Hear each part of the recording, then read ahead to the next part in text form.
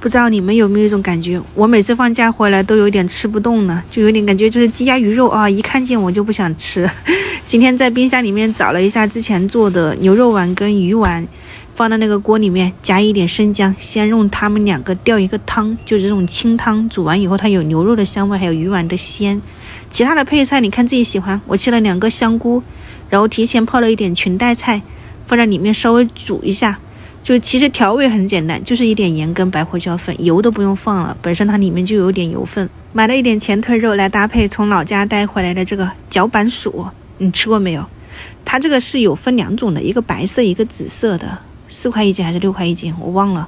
反正就买了这么一大个回来。你把它刮完，但是一定要戴手套，它这个跟那个淮山山药差不多，就是不戴它容易痒。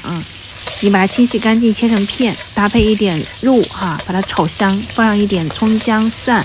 一点那个干辣椒，给它炒香了以后就放进去翻炒均匀。其实它这个是可以做甜品的，就煮那个甜汤，或者是说炸那个脚板薯，调味也是放一点盐跟酱油。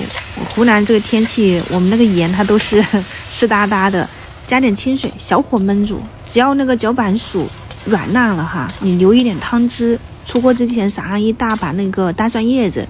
出锅真的是喷香喷香的，口感不是脆的是那种粉粉糯糯的，有点像荔浦芋头的口感，但是呢我感觉它那个粉感是没那么重的你们如果喜欢可以去试一下，我觉得大部分的地方应该都可以买得到。